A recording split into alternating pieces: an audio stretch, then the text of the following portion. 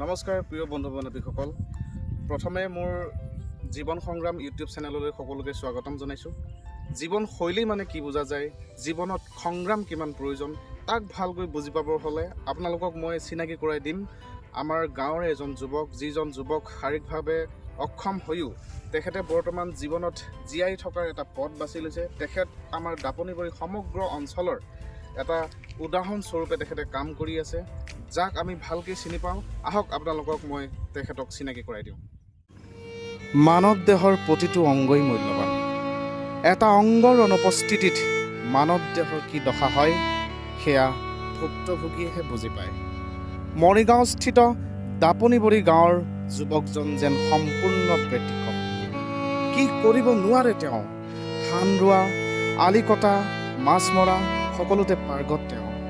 আহক আজি আমি তেনে এক যুৱকৰ লগত পৰিচয় হওঁ।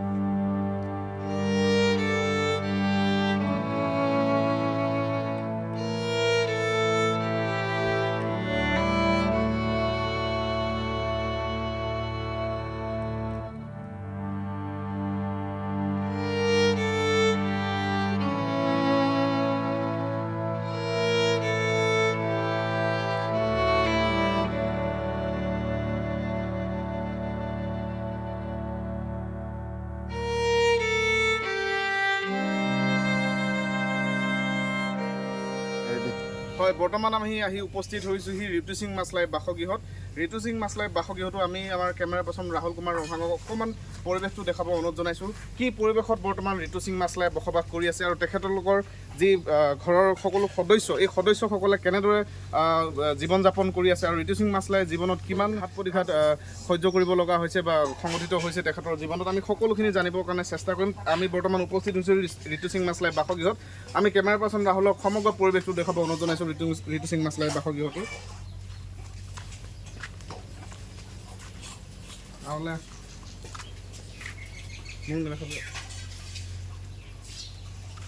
হয়, বৰ্তমান আমি আহি উপস্থিত হৈছোঁহি ঋতু সিং মাছলাই যি বাসগৃহ, এই বাসগৃহত আমি আহি উপস্থিত হৈছোঁহি। আমি কথা পাতিব বিচাৰিম ঋতু সিং মাছলাইৰ যি মাতৃ আছে, মাতৃৰ লগত আমি কথা পাতিব বিচাৰিম। হয়, আমাৰ লগত ঋতু সিং মাছলাইৰ মাতৃ আছে, আমি তেখেতৰ লগতো আমি কথা পাতিব বিচাৰিম। নমস্কাৰ। প্ৰথমে আপোনাক আমাৰ জীৱন সংগ্ৰাম ইউটিউব চেনেলটোলৈ স্বাগতম জনাইছোঁ। আৰু আমি ঋতু সিং মাছলাইৰ বিষয়ে কিছু কথা জানিবৰ কাৰণে বিচাৰিছিলোঁ। ঋতু সিং মাছলাইৰ যি দুৰ্ঘটনা, এই দুৰ্ঘটনাটো কিমান বছৰ হ'ল? 20 বছৰ। হয়, 20 বছৰ হৈ যোৱাৰ পাছতো বৰ্তমানলৈকে ঋতু সিং মাছলাইক কোনো চৰকাৰ প্ৰশাসনৰ পৰা কিবা সাহাৰ্য পাইছে নেকি বাৰু? নাই পোৱা। হয়, নাই পোৱা। আপুনি চৰকাৰলৈ কি হেৰি কৰিব, চৰকাৰলৈ কি অনুৰোধ কৰিব আপুনি? একো পোৱা নাই, ঘৰ নাই, দুৱাৰ নাই, এটা দিয়া নাই চৰকাৰে, কি দিব? এতিয়া লেট্ৰিনো নাই, এই পকা ঘৰ এটা যদি দিলে হয় কিয় আমি ভাল পালোঁ হয়। এতিয়া নিদিলে কি কৰিবি, চৰকাৰে মনে নকৰে। হয়, তেখেতে জনালে যে তেখেতলোকে কোনো ধৰণৰ চৰকাৰী সা সুবিধা পোৱা নাই। তেখেতলোকে প্ৰধানমন্ত্ৰী আৱাস যোজনাৰ অধীনতো কোনো গৃহ আবণ্টন হোৱা নাই তেখেতলোকৰ নামত, কোনো ধৰণৰ লেট্ৰিন তেখেতলোকে পোৱা নাই আৰু কোনো ধৰণৰ পানীৰ ব্যৱস্থা নাই বুলি আমাক জনাইছে। আমি অতিশয় দুখিত আৰু আমি চৰকাৰ প্ৰশাসনলৈ এটি অনুৰোধ জনাব বিচাৰিম, তেখেতলোকে যাতে চৰকাৰৰ প্ৰশাসনে যাতে খুব সোনকালে ঋতু সিং মাছলাইৰ কাৰণে এটা বাসগৃহৰ প্ৰধানমন্ত্ৰী আৱাস যোজনাৰ অধীনতেই হওক কিংবা মুখ্যমন্ত্ৰী আৱাস যোজনাৰ অধীনতেই হওক এটা ঘৰ তেখেতলোকক পাবৰ ব্যৱস্থা কৰি দিব লাগে। আৰু তেখেতক চৰকাৰ প্ৰশাসনৰ ফালৰ পৰা যি হাতেৰে পেডেল মৰা এখন চাইকেল, সেই চাইকেল পোৱাত যাতে সহায় কৰিব পাৰে, আমি তাৰ বাবে অনুৰোধ জনাইছোঁ।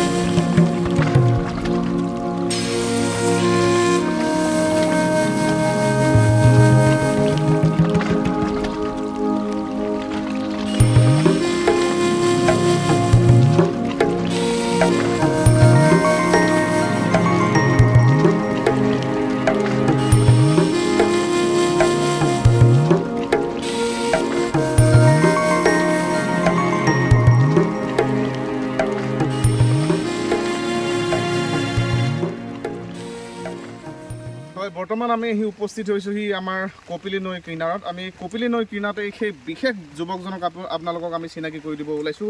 যিজন যুৱকৰ কথা মই অলপ আগতে কৈছিলোঁ, সেই যুৱকজনক আহি আমি কপিলী নৈৰ কিনাৰতে আমি পাই আছোঁহি। তেখেতে জাল মৰাত ব্যস্ত হৈ আছে, মৎস্য চিকাৰত ব্যস্ত হৈ আছে। সেই ল'ৰাজনক আপোনালোকক আগত চিনাকি কৰি দিব ওলাইছোঁ। নমস্কাৰ দাদা। তেখেতৰ আপোনাৰ ভাল নামটো ক'ব, আপোনাৰ নামটো ক'ব। হয়, আমি বহু দিনৰ পৰা প্ৰত্যক্ষ কৰি আছোঁ আপোনাৰ যিহেতু এখন ভৰি কিবা এটা দুৰ্ঘটনাত আপোনাৰ হেৰাইছে বুলি আমি গম পাইছোঁ। আপোনাৰ কেনেধৰণে আৰু ক'ত যাওঁতে আপোনাৰ ভৰিখন হেৰাইছিলে? এতিয়া মই যাওঁগৈ কাজিৰঙাত গৈছিলোঁ, তাৰপিছত কি কয় কামত, হয় কামত গৈছিলোঁ। হয়, তাৰপিছত হেৰি কি কয় আমটেঙত এই ডেম চাইড হৈছিলে, তাত ব্লাষ্টিং হওঁগৈ ভৰি টুকুৰা হৈছে ভৰি। হয়, আজি কিমান বছৰমান হ'ল আপোনাৰ ভৰিখন হেৰুৱা? এতিয়া মোৰ ভৰিখন এতিয়া কমেও 20 বছৰমান চলে। হয়, 20 বছৰ পূৰ্বত সেই ঘটনা সংঘটিত হৈছিলে। 20 বছৰ আগত তেখেত কাম কৰিব গৈছিলে আমট্ৰেং নামৰ কাৰ্বিআংলং জিলাৰ আমট্ৰেং নামৰ ঠাইত। সেই ঠাইখনত কাম কৰিব গৈছিলে এটা ডেমত। ডেম ছাইডত কাম কৰিব যাওঁতে তাতে ব্লাষ্টিং দিয়াৰ ফলত যি পাথৰ আছিল, পাথৰৰ ওপৰৰ পৰা বাগৰি আহি তেখেতৰ ভৰিত পৰে, আৰু ভৰিত পৰাৰ ফলতে তেখেতৰ ভৰিখন হেৰাব লগা হৈছিলে। আপোনাৰ সেই যি ঘটনা সংঘটিত হৈছিলে, সেই ঘটনা সংঘটিত হোৱাৰ পাছত আপোনাক সেই যাৰ আণ্ডাৰত আপুনি কাম কৰিব গৈছিলে, তেখেতলোকে কিবা ক্ষতিপূৰণৰ নামত টকা পইচাৰ কিবা আৰ্থিক সাহায্য আগবঢ়াইছিল নেকি বাৰু? এইটো পাই পইচা অকণমান খৰচ কৰিছে এক্সিডেণ্টটো। হয় হয় হয়। কৰি দিয়াৰ কাৰণে সি পাই পইচা অকণমান হয় 50,000 টকামান দিছে। হয়। তাৰপিছত নাই দিয়া হয় সেইখিনি। তাৰপাছত আপুনি চৰকাৰৰ ফালৰ পৰা কিবা সুবিধা পাইছে? চৰকাৰ একো দিয়া নাই বৰ্তমান। হয়। ঘৰ নাই, লেট্ৰিন নাই, হয়। হেৰি কি কয় চাইকেল টাইকেল নাই, হয় হয়। কিবা নাই। হয়। কেনেকৈ খাম, কেনেকৈ এই মাছকে মাৰি খাব লাগিব হেৰি ধৰিছে ন। আপোনাক বৰ্তমান সময়ছোৱাত তিৱা সাহিত্য পৰিষদৰ ফালৰ পৰাই হওক, কিংবা আমাৰ জিলা প্ৰশাসনৰ ফালৰ পৰাই হওক, বা পঞ্চায়তৰ প্ৰতিনিধিবৰ্গৰ ফালৰ পৰাই হওক, কিবা সুবিধাৰ ব্যৱস্থা কৰি দিছে নেকি বাৰু? একো দিয়া নাই। হয়, আপোনাক কোনো ধৰণৰ একো চৰকাৰৰ ফালৰ পৰা সুবিধা কৰি দিয়া নাই? নাই। হয়, আপুনি চৰকাৰক কি ক'ব বিচাৰিব? চৰকাৰৰ পৰা কি বিচাৰিব আপুনি? চৰকাৰে দিলে এখন ভাল আৰু চাইকেল এখন দিলে, হাতে মাৰা পেডেল। হয় হয় হয়। হাতে পেডেল মৰা এখন চাইকেল দিলে আপোনাৰ সুবিধা হয় আৰু সুবিধা হৈ যাব হাজাৰ মিটাৰ কাৰণে। হয় হয় হয়। ফুৰাব চেকা, হয় হয়। ক'ৰবাত বজাৰ চজাৰ যাবৰ কাৰণে ভাল হ'ব। হয় হয়। এনেকুৱা ধন্যবাদ ঋতু সিং মাছলাইক আপোনাক পুনৰবাৰ আমি ধন্যবাদ জ্ঞাপন কৰিছোঁ। হয়, সেয়া আছিল ঋতু সিং মাছলাই, যাক আপোনালোকৰ আগত মই চিনাকি কৰাই দিলোঁ। তেখেত হৈছে জীৱনত হাৰ নমনা এজন জীৱন যোদ্ধা, আৰু তেখেতক অলপ সহায় কৰিবৰ কাৰণে আপোনালোকে এই ভিডিঅ'টো ইমানেই শ্বেয়াৰ কৰক যাতে যিকোনো ধৰণৰ এজন চৰকাৰী প্ৰশাসনিক বিষয়াৰ হাতত যাতে এই ভিডিঅ'টো পৰে, আৰু তেখেতলোকে যাতে চৰকাৰৰ ফালৰ পৰা কিবা এটা সহায় সহযোগিতা আগবঢ়াব পাৰে, তাৰ কাৰণে আপোনালোকৰ সহায় সহযোগিতা বিচাৰিছোঁ।